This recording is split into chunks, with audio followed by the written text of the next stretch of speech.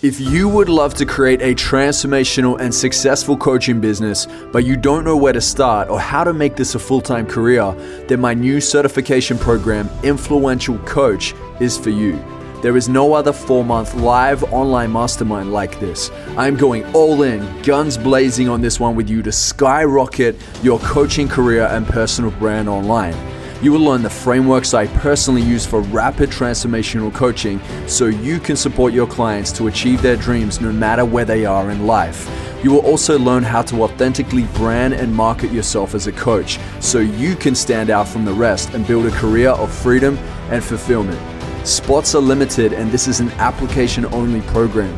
So if you're serious about finally committing to building a successful career in transformational coaching, then head over to iamjoelbrown.com/coach and apply today.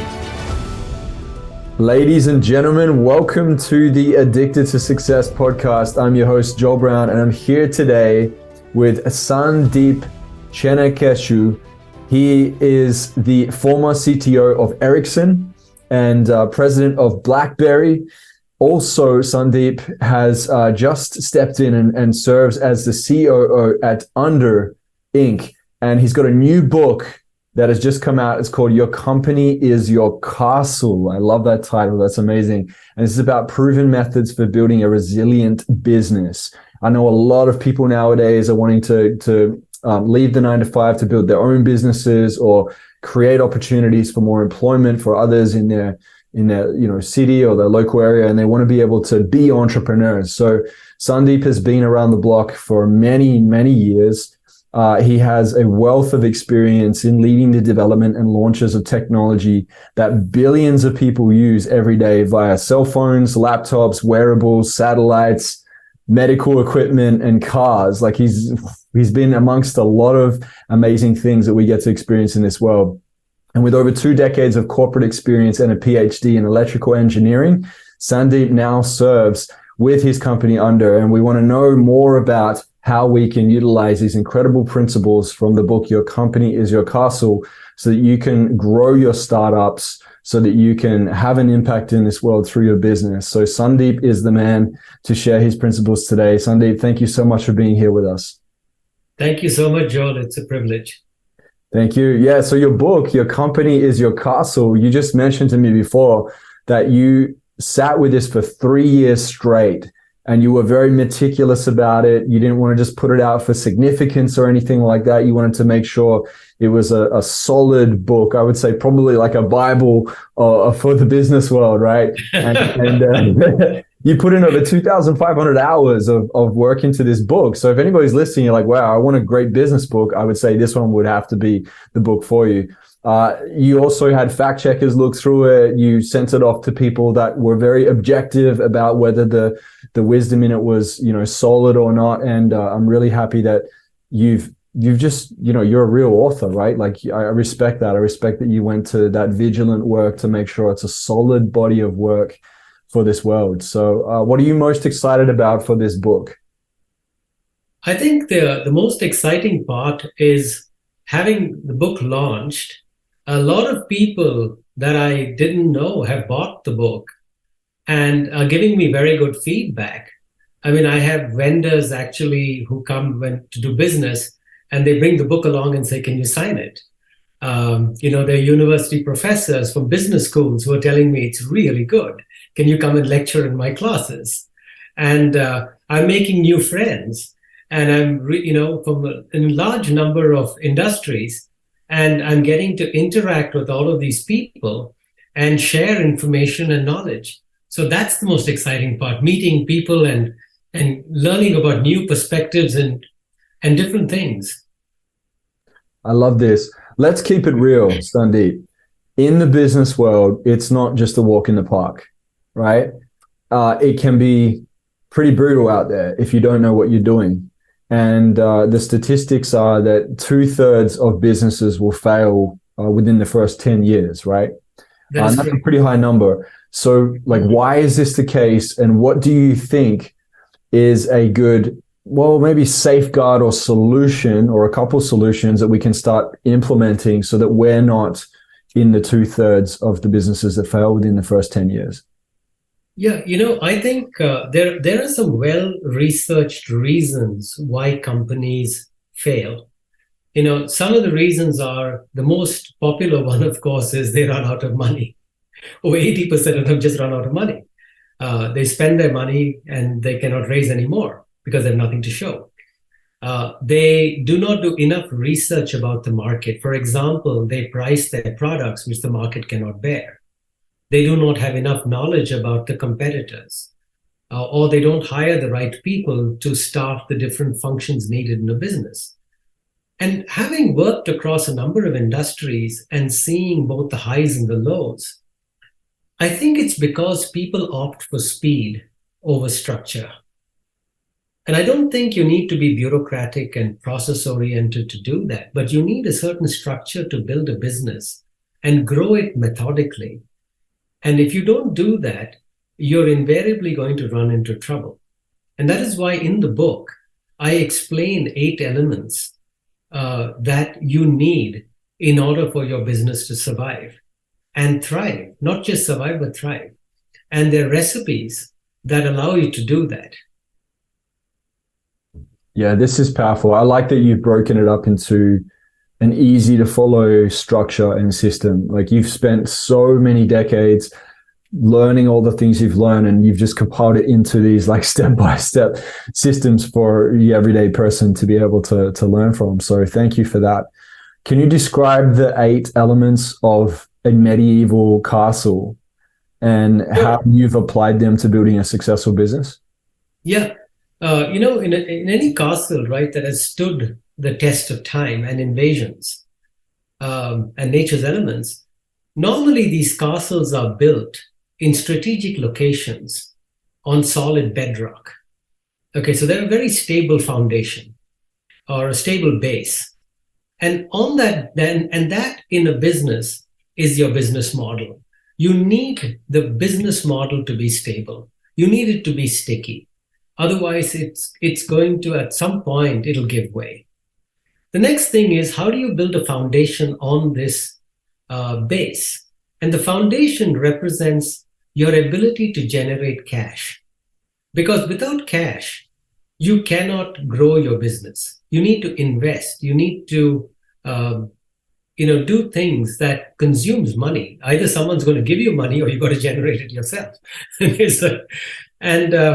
On top of that foundation, you start building your castle. And you have to basically, you build a perimeter wall. Most castles had a perimeter wall. They had 1 or more walls.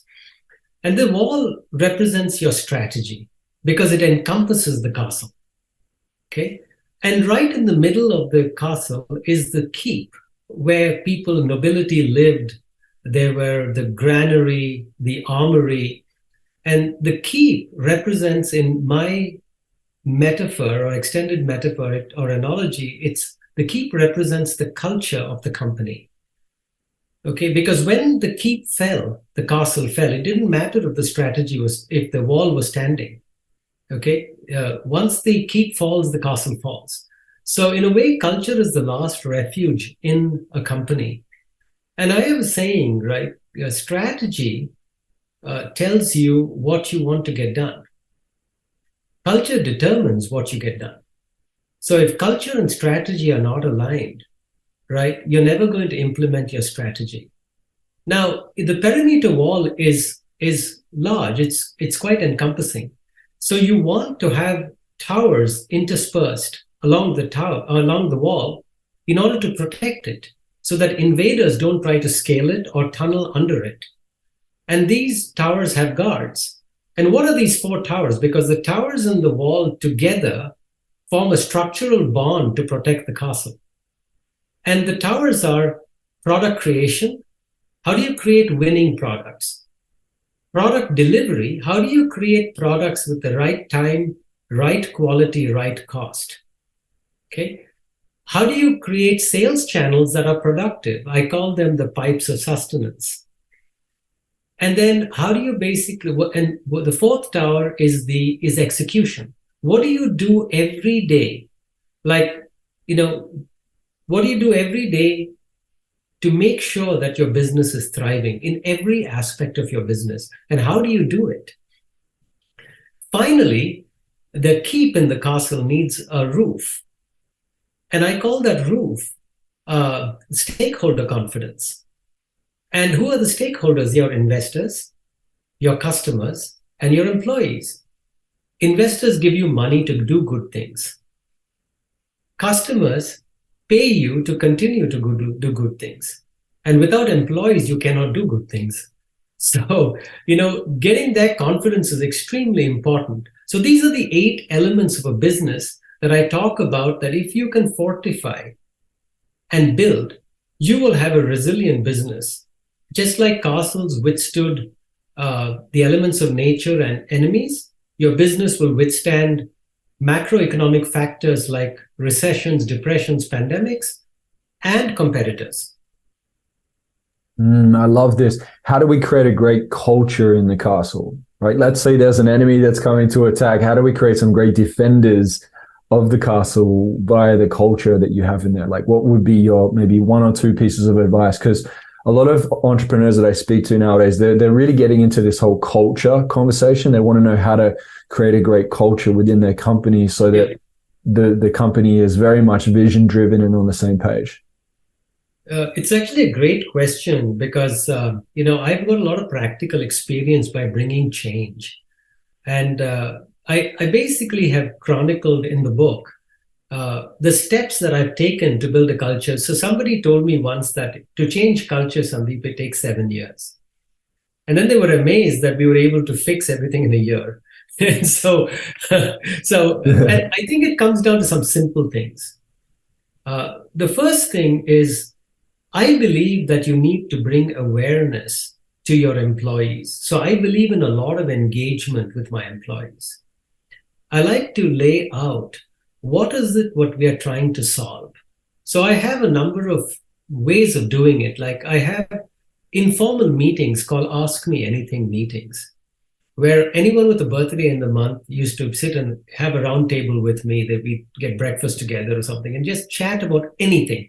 This is a very open meeting where you can ask me anything, literally anything, even on my personal life. And the key thing is you got to make sure that if you're a public company, you have to stay within selective disclosure rules. You can't just say anything you want. Right. But what happened is that created a bond for people to ask me questions. The second thing I did was I would videotape customer interviews and short clips, not more than 10 minutes, a few important questions about what they thought about us. And I would play them at my town halls. And I remember one customer actually told my team, "You're the smartest bunch of people I've met, but I trusted you and I lost my bonus last year." And that just hit my entire team. We never had a delay after that. It was amazing because it's very powerful, right? Hearing it directly from a customer. The third thing is I always wrote newsletters along with my leaders to the team to show them that we owe them and we have to tell them about what's happening in the business. Just like we expect them to report to us, we need to report to the team too. So engagement is one. The second is I like to break up my annual operating plan into a set of very important metrics that if we hit, we will hit the plan. These are diagnostic metrics. I want my metrics to be thermostats, not thermometers. A thermometer tells you what the temperature is. A thermostat reacts to it.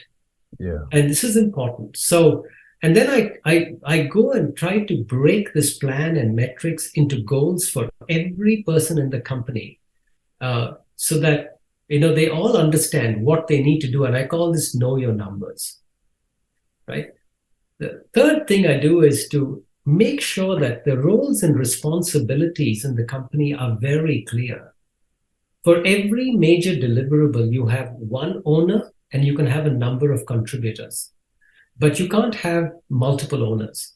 It's like you can't have 2 quarterbacks in a team playing at the same time. The team will get confused.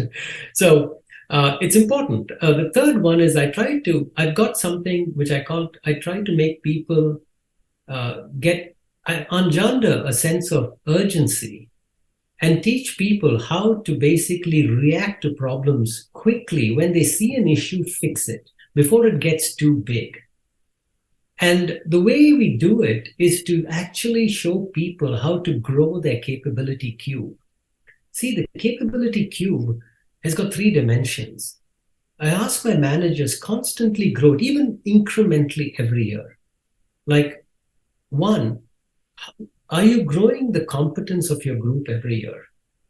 The second dimension, are you growing the capacity of your group every year? That means, can you do more with the same number of people? Competence is you solve harder problems with the same number of people. And the third thing is, what is the clarity of your communication? Are you confusing people, or you're making it precise so they know what they need to do? So grow your capability cube. Then the next thing I always do is I say, I'd like to prune the yellow leaves. There's a great story told to me by a professor from Columbia University. He said he and his wife bought 2 potted plants. Okay, they put them on their balconies overlooking, I think, Central Park in New York. They're both getting the same amount of sun, both got water, but he found that his wife's tree was actually very lush, but his tree was developing yellow leaves, and they kept growing more yellow leaves. So he actually spied, and he said, what's his wife doing? And he found every morning she was removing all the yellow leaves. And when he started doing that, his plants started thriving too. Very often in companies, we spend an inordinate amount of time with difficult people. They're the yellow leaves. They suck the energy out of the company, right? And you want to spend it on those who are productive. And so that's the story that he taught me. And ever since, I said, look, we all have to be rowing in the same direction. If you refuse to row in the same direction, well, you probably get onto another boat, Yeah. And then lastly, how do you reinforce and validate that you're on the right track, right? Regularly, periodically, you've got to show the team that all the things you guys are doing is on the right track. And if you're not on the right track, then you've got to correct it.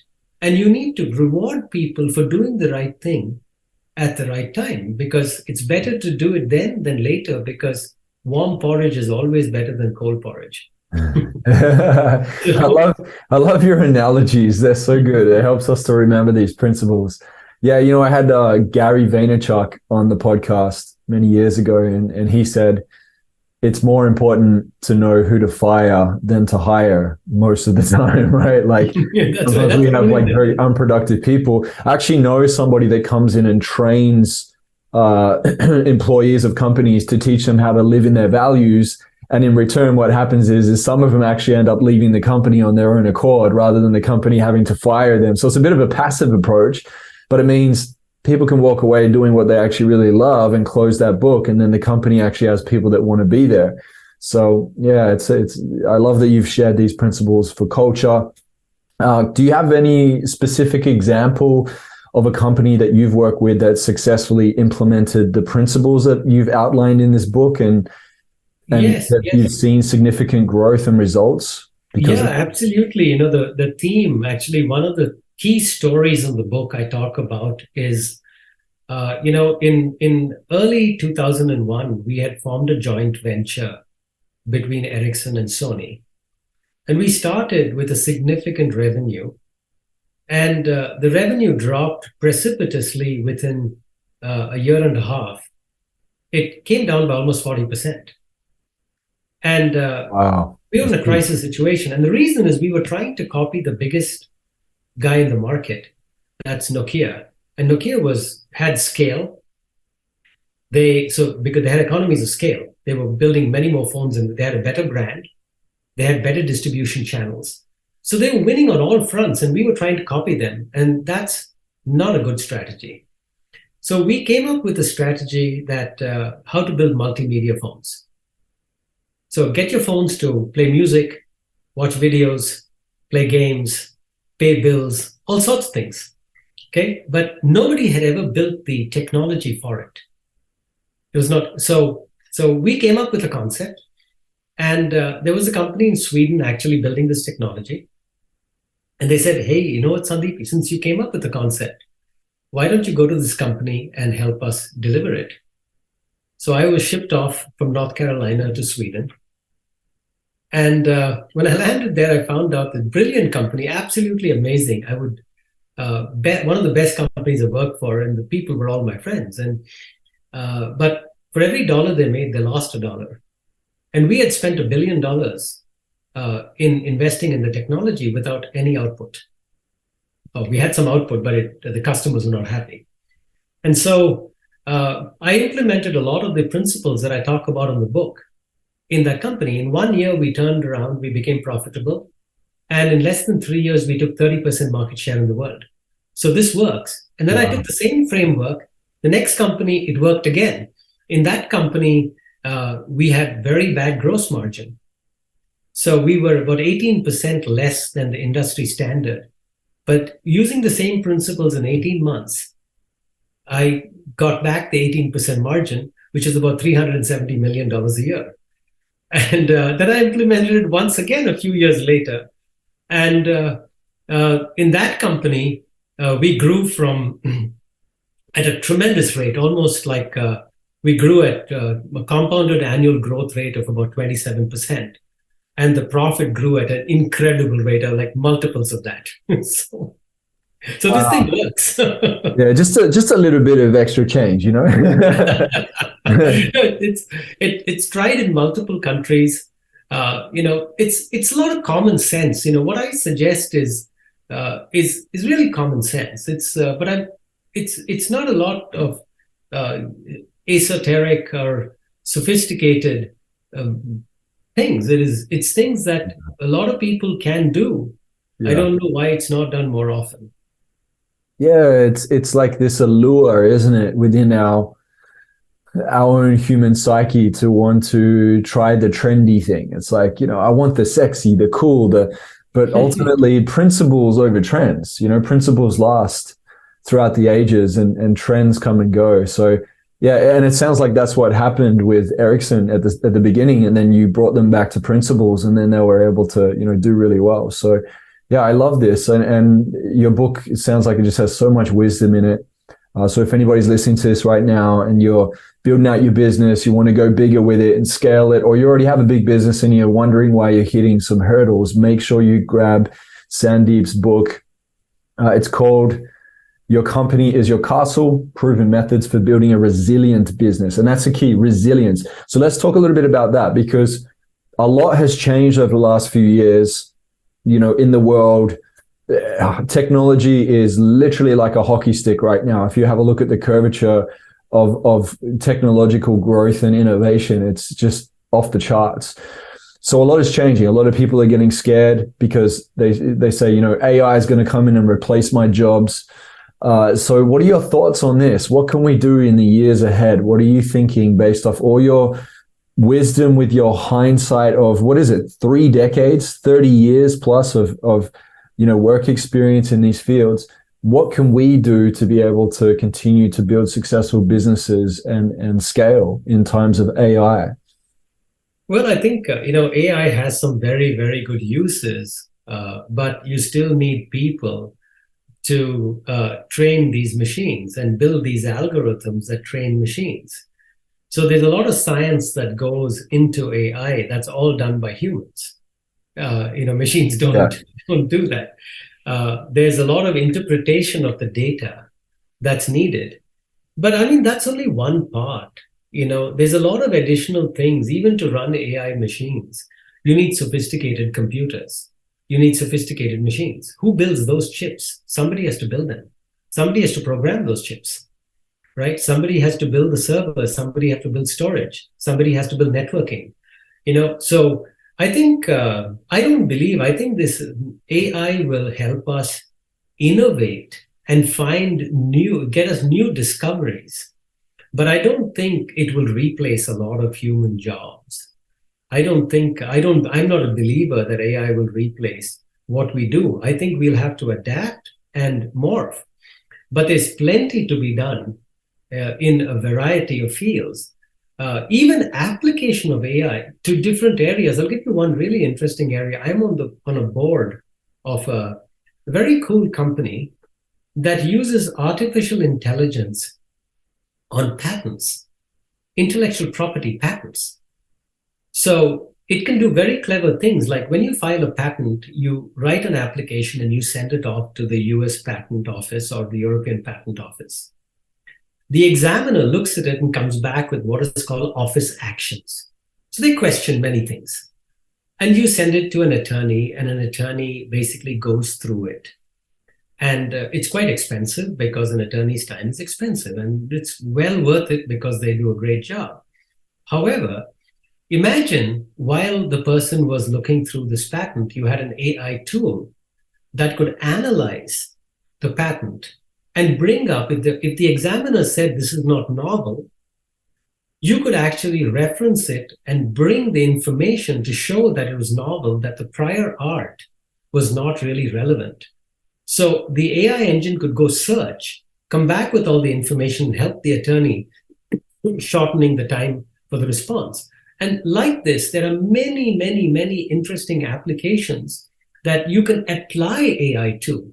So think of AI as a tool, okay, and nothing more.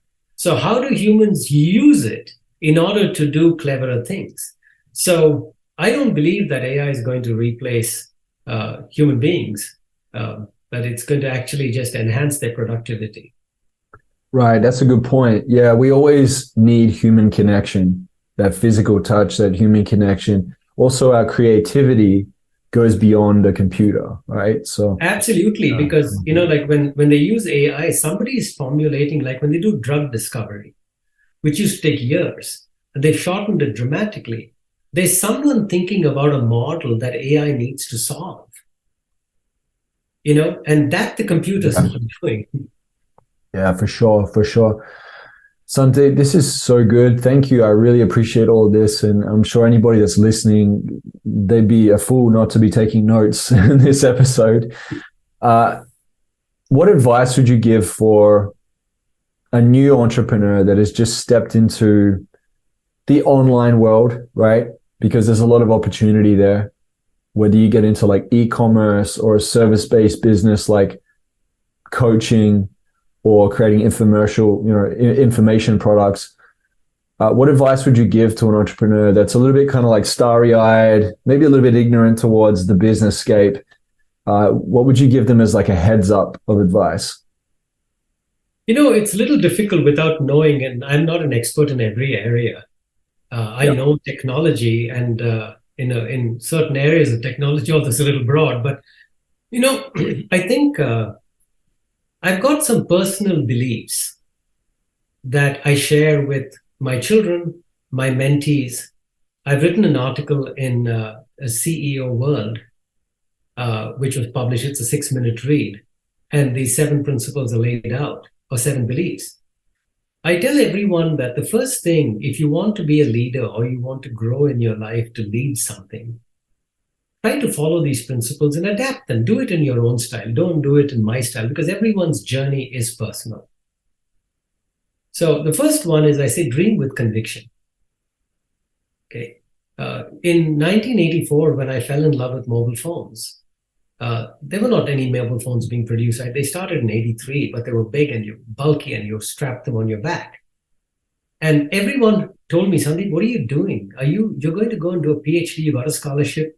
This business is going nowhere. You won't get a job after you graduate. But I said, no, this is going to be the future. All technology changes, and I'm going to bet that this is going to be big. And, it was my conviction that gave me a good career. Okay, so that's principle number 1. Dream with conviction. Don't give that up. Okay. The second thing is get out of your comfort zone as far as possible. So, after a few years of doing research, and I was quite respected, I said, no, I don't know how to build the products that I researched. So I gave up my research job and volunteered for a product job. The toughest thing was actually, I didn't know as much as my employees. And it was an odd feeling. In the previous job, I knew as much or more than anyone. But in this job, I was suddenly the runt in the litter. And you've got to get used to that, and you have to adapt. it's a complete mindset change. And it prepares you for what's going to come in your life as you run businesses. And I adapted, I studied, I worked really hard. And I've written more about it in the paper, you can read that. But when I was able to do that and I got the formula how to change, I kept rotating through different parts of the business with constantly changing. And very quickly, I got promoted because they said, wow, this is the one guy who knows every aspect of the business. So it set me apart. The third thing is I always reflect on success and failure. Success is exhilarating, but I learned more from my mistakes. And I said, what can I do to correct it so I don't do it again? The fourth thing is I said, hey, how do you learn to deal with adversity? Everyone faces adversity of different levels. The key thing is to walk away from it or learn to deal with it, but never let it swallow you. Okay, a professor friend of mine told me, dealing with adversity, great advice. He said, once I was very upset, and he said, why are you upset? And I told him the story about what happened. And he said, Sandeep, look, if you had one sandwich on your plate and you were hungry and someone took away the sandwich from you, you should be upset. But your plate is full of sandwiches. So why are you upset? He said, it's a great story. It said in life, you're going to get many opportunities, right? Don't dwell on the past. Dwell on what you can do with what you have. Mm. And then the next thing is, I always tell people that get battle tested.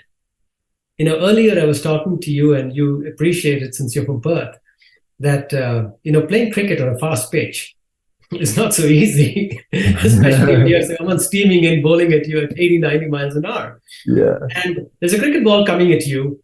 And, however much you practice in the nets, it doesn't matter.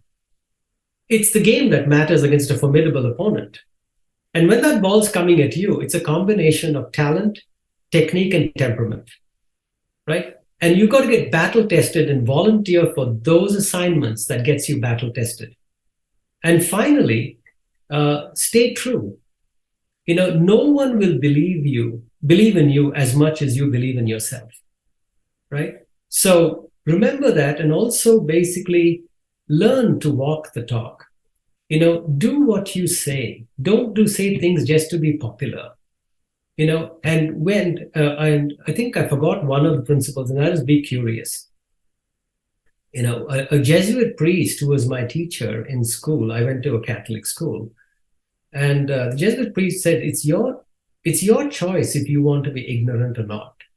And ever since, I started noting down the little things people would say that I didn't know, and I would not jot them down in a notebook, and I would go and try to learn about them. You don't have to be an expert at everything, but be curious to learn, because knowledge commands respect if used properly.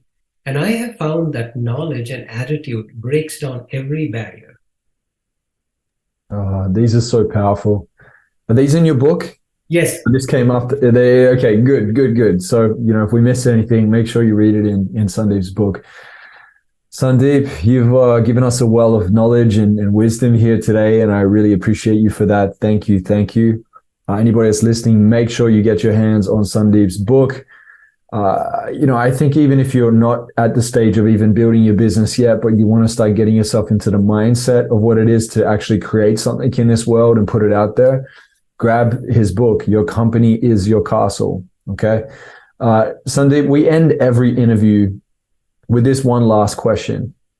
And this question is, if you were to deliver your last 30-second speech to the world, what would that last 30 seconds sound like?